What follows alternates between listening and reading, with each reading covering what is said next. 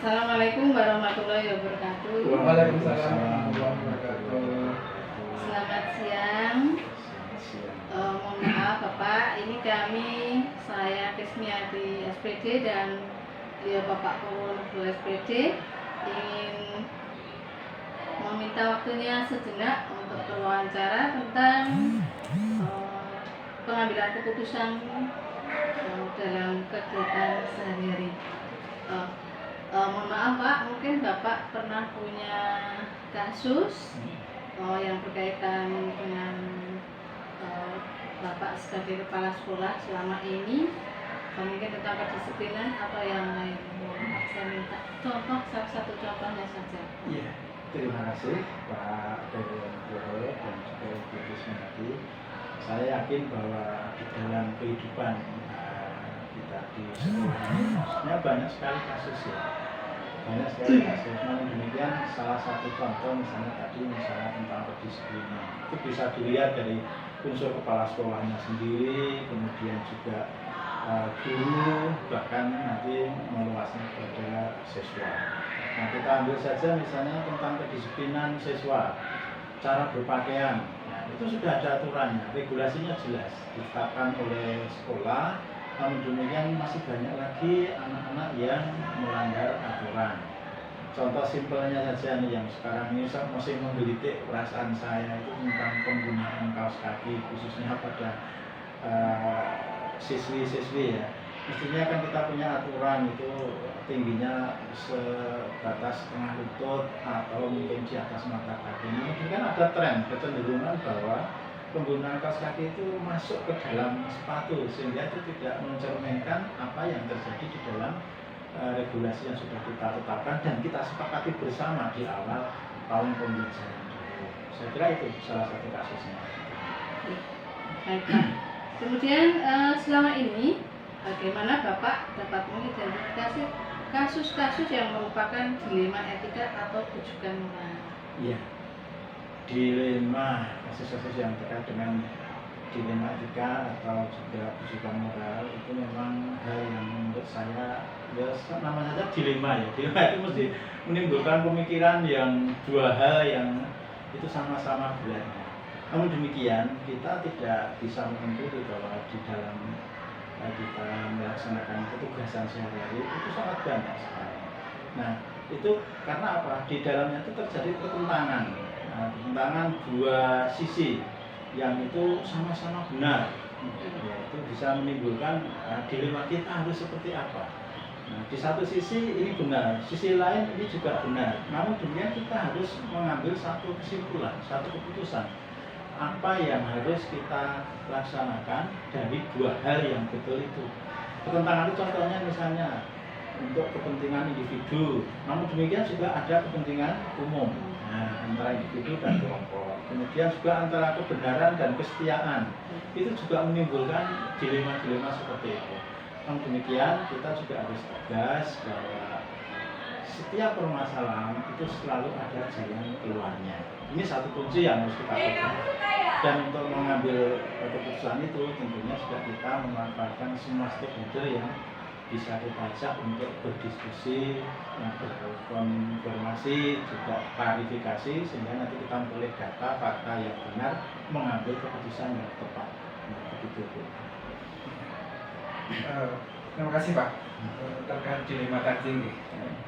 Selama ini bagaimana Pak Sugeng ya, dalam menjalankan kewajibannya mengambil keputusan di sekolah, terutama untuk kasus-kasus di mana ada dua kepentingan yang sama-sama benar atau sama-sama mengandung nilai-nilai kebajikan itu apa selama ini yang penjenengan jalankan?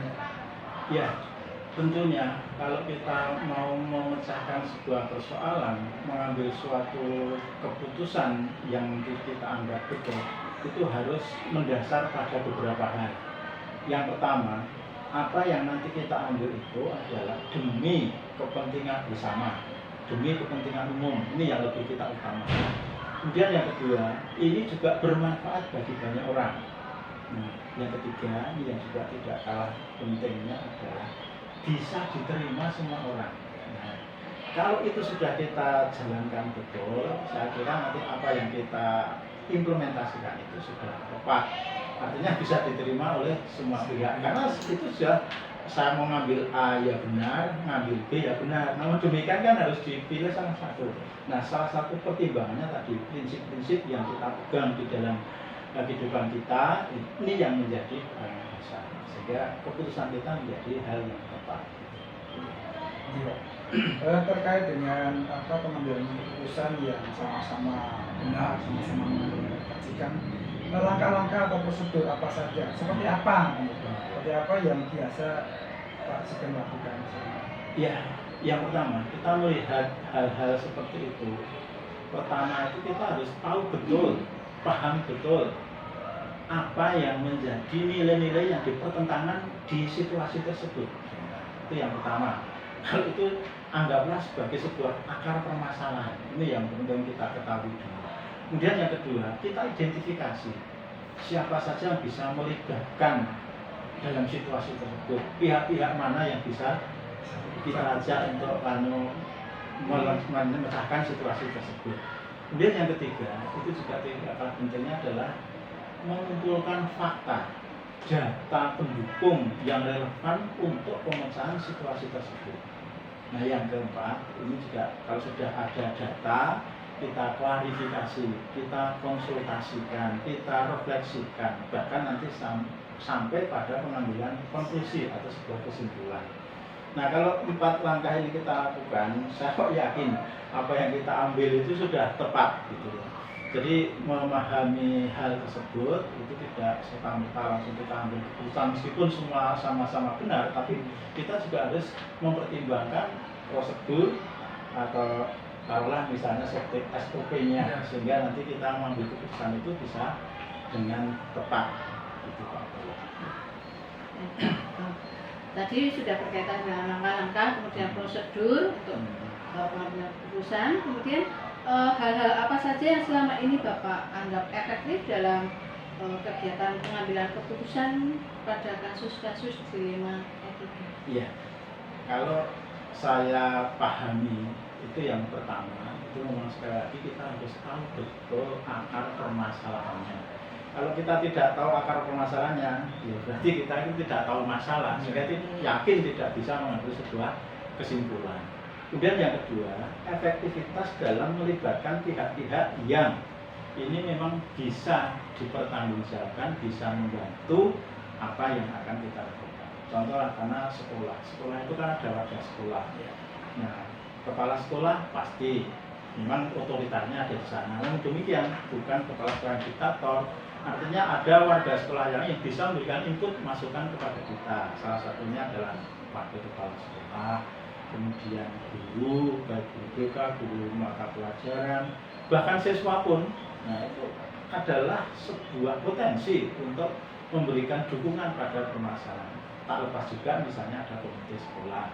Ini akan memberikan pertimbangan-pertimbangan kepada kita supaya apa yang kita ambil, kita putuskan itu bisa diterima oleh masyarakat, bisa diterima oleh warga sekolah. Menjadi sebuah kesepakatan bersama, kita dukung bersama sehingga ini akan efektif di dalam melaksanakan tugas-tugas pembelajaran khususnya dan pendidikan pada umumnya.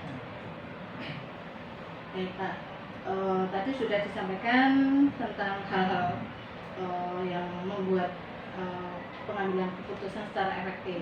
Kemudian berikutnya hal-hal apa saja yang selama ini merupakan tantangan dalam pengambilan keputusan pada kasus-kasus dilema etika. Jadi tantangannya Pak. Pertama, saya kalau mengambil keputusan itu biasanya tantangan yang terberat itu adalah regulasi, peraturan. Karena kalau yang namanya aturan, peraturan, regulasi itu bunyinya pasti. Jadi kalau tidak boleh ini, maka tidak boleh itu sudah pasti. Nah, ini yang kadang-kadang menjadikan tantangan. Kemudian yang kedua, ini kepentingan kelompok tertentu. Nah, kepentingan kelompok tertentu yang kemungkinan ini akan bertentangan dengan apa yang kita putuskan. Nah, namun demikian, karena ini tantangan kan bukan untuk dihindari, tapi tantangan untuk dilewati. Nah, dengan cara apa ya kita pertimbangkan. Kita akhirnya muncul sebuah kebijakan. Nah, jenis kebijakan itu hampir dipastikan beda dengan regulasi.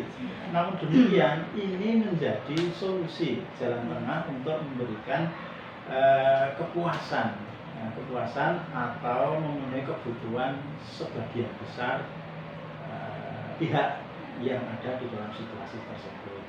Jadi aturan mania, namun demikian kita bisa mengambil sebuah kebijakan, dan kebijakan itu memang bolehlah pasti akan ada penyimpangan dari aturan yang ada, namun demikian penyimpangan itu tidak masuk di dalam ranah yang intinya adalah sebuah dilema baru, tapi itu merupakan hal yang nanti akan kita perkuat supaya nanti semua pihak itu bisa terangkum dalam sebuah keputusan. Nah, sekali lagi tadi juga pihak tertentu itu memang ada di dalam kehidupan kita, nggak bisa kita lepas. Oh, ini nggak bisa, ada, pasti ada. Namun demikian itu harus kita eliminir dengan cara membuat kebijakan yang bisa diterima oleh semua pihak. Saya kira itu tantangannya. Baik Pak, tadi sampaikan tentang tantangan yang pasti ada itu. Iya. Pasti ada dari pihak-pihak mana pasti ada. Terus ini Pak, apakah Pak Sugeng memiliki sebuah jadwal tertentu atau tata kelola gitu ya, dalam sebuah penyelesaian kasus dilema etika? Ya, apakah Bapak langsung menyelesaikan pada saat itu ya, atau memiliki jadwal sebuah jadwal tertentu untuk menyelesaikannya, bentuk atau prosedur yang seperti apa yang penjenengan jalankan? Nah, untuk pengalaman saya, yang pertama di dalam tata kelola itu bisa saja ada. Namun demikian, itu sangat tergantung pada yang pertama kompleksitas sebuah permasalahan. Situasi itu kompleks apa tidak? Atau yang kedua urgenitas, jadi tingkat urgenannya. Kalau itu urgent, namun demikian tidak terlalu kompleks dan segera harus diselesaikan, kita selesaikan dengan cara yang secepatnya. Artinya kepala sekolah menggunakan otoritasnya, wewenangnya untuk segera ambil keputusan. Ini seperti ini, harus diselesaikan seperti ini supaya segera ditindaklanjuti dan permasalahan tidak berulang. Ini salah satunya. Kemudian yang kedua, kalau hal-hal tersebut itu merupakan sesuatu yang kompleks, meskipun urgent, sangat penting. Nah, ini kita bisa membuat semacam schedule. Kapan harus segera diselesaikan. Ya, kita undang semua pihak yang bisa untuk dimintai kontribusinya, pemikirannya. Salah satunya adalah semua warga sekolah, kepala sekolah, wakil kepala sekolah, guru, kemudian tenaga kependidikan, bahkan komite sebagai wakilnya orang tua. Itu kita duduk bersama, memecahkan permasalahan, mengambil sebuah kesimpulan dengan pertimbangan-pertimbangan yang sangat memungkinkan untuk diambil kesimpulan seperti itu. Jadi sekali lagi itu situasional pada kondisi apakah masalahnya itu kompleks ataukah ia masalah sederhana, kemudian urgent atau tidak urgentnya, artinya itu segera dan itu mendesak dan sebagainya, ini menjadi perhatian kita. Dan selama ini itulah yang saya pegang supaya kami juga tidak salah jalan, karena meskipun saya pemegang kewenangan tertingginya, namun demikian kami juga punya warga yang mudah-mudahan nanti apa yang kita putuskan itu bisa diterima oleh semua warga sekitar. Seperti itu. Baik Kak, tadi dalam mengambil keputusan kan ada beberapa hal yang perlu diperhatikan seperti kompleksitas atau sederhana, kemudian urgent atau tidak urgentnya. Kemudian berikutnya, adakah seseorang atau faktor-faktor apa yang selama ini mempermudah atau membantu Bapak dalam pengambilan keputusan dalam kasus-kasus dilema etika?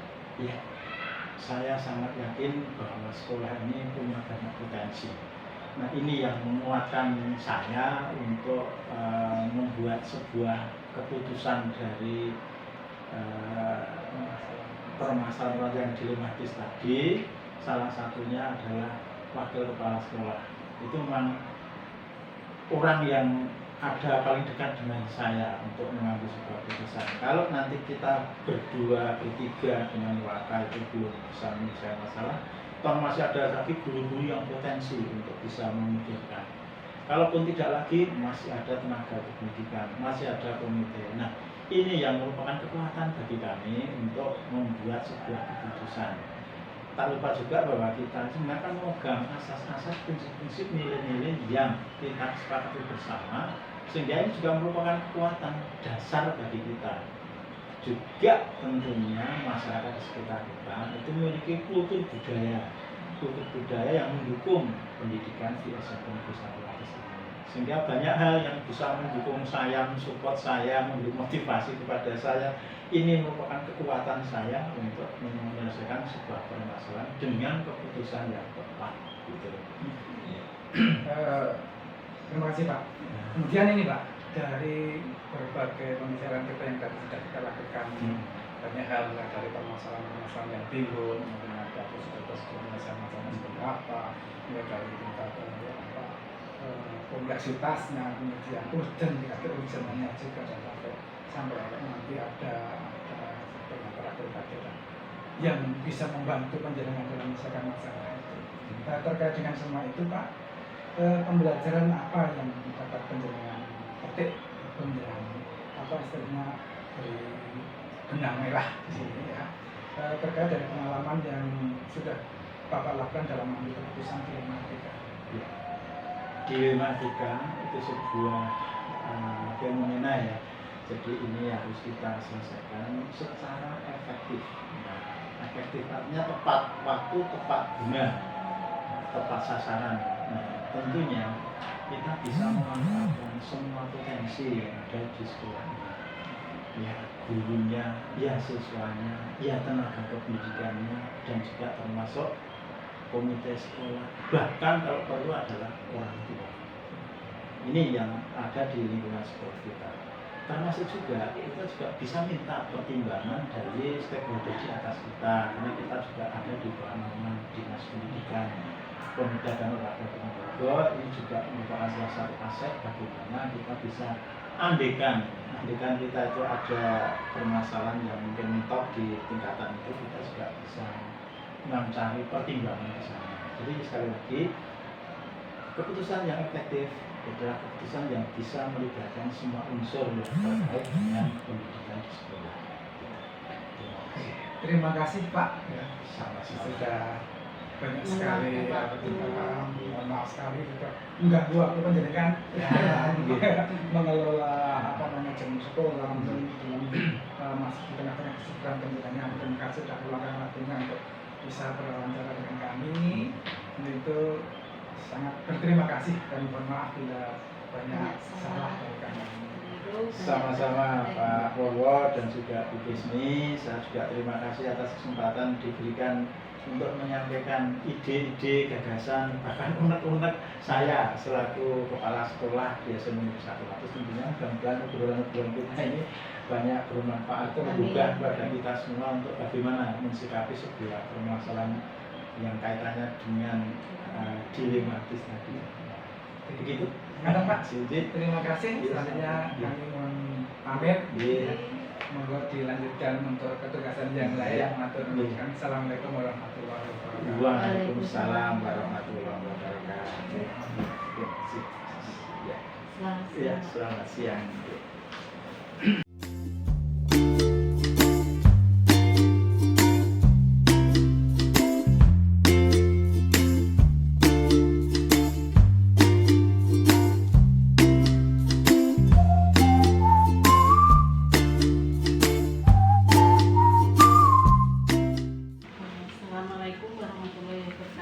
Waalaikumsalam warahmatullahi wabarakatuh.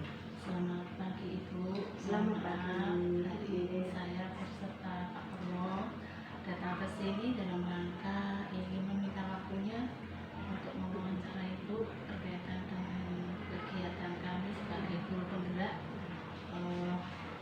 Saya di sini akan mewawancara Ibu dengan topik mengambil keputusan.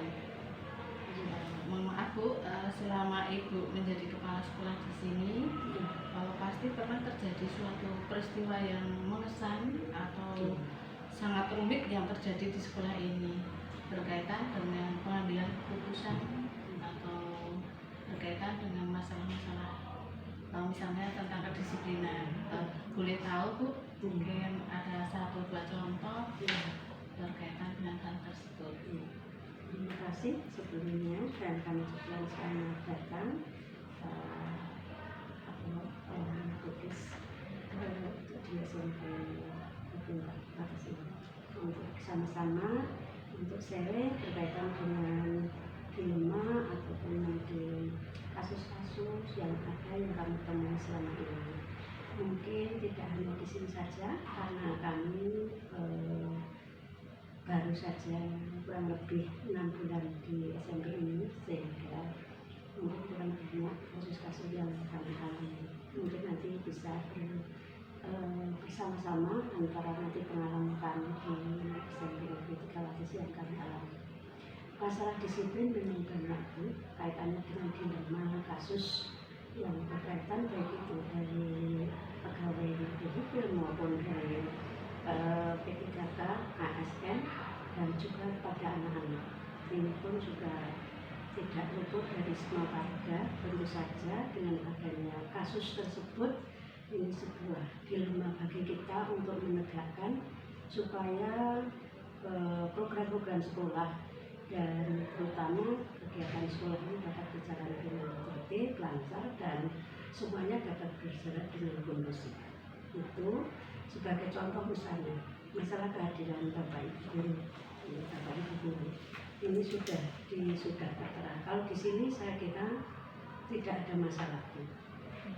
Di sini alhamdulillah karena sudah aturan memang sudah dijalankan sesuai dengan pembiasaan yang sudah dilaksanakan oleh Bapak Ibu guru dan anak-anak. Namun di lain pihak mungkin ada juga, tapi tidak semua. Ada kadang-kadang yang kami temui itu 1 atau 2, tapi dengan beberapa kendala.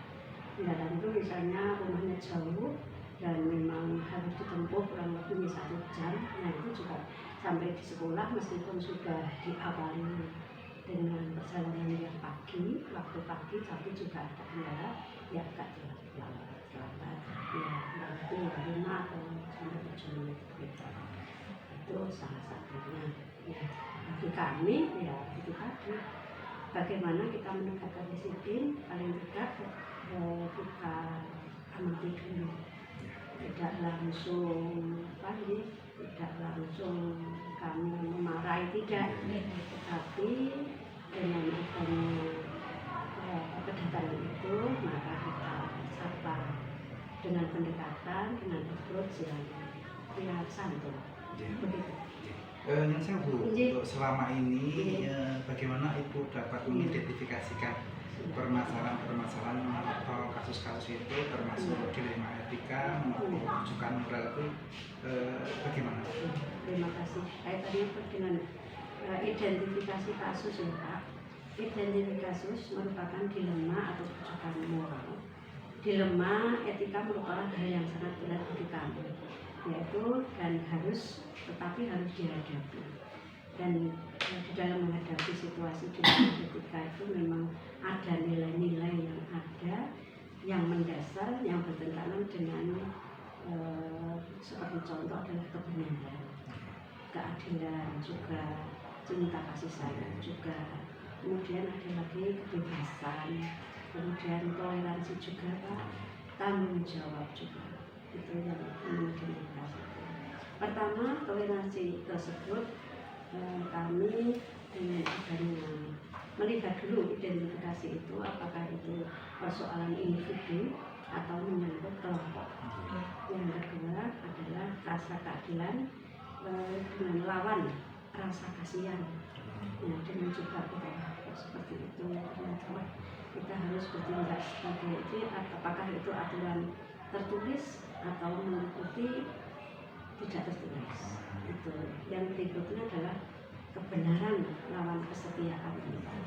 Kebenaran lawan kesetiaan ini memilih antara menyatakan yang sebenarnya atau melindungi teman atau saudara yang punya masalah.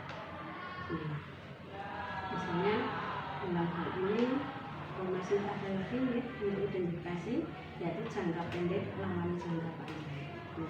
Masing-masing kami contohkan sedikit Pak Om, terkait dengan kebenaran lawan kesetiaan. Itu memang kalau kita menilik atau kita untuk memutuskan atau bagaimana solusi kita itu ya kita harus menegakkan atau secara approach, secara pendekatan supaya Bapak Ibu atau mungkin yang di tangan itu lebih mengenal. Jadi tidak secara umum kami memanggil begitu, kemudian kami pendekatan secara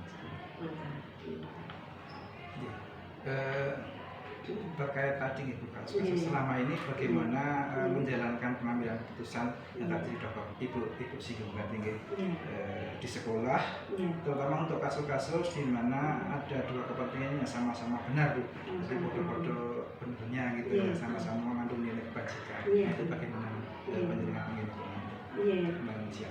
Terima kasih Pak Mo. Pengambilan keputusan di sekolah kami ini memang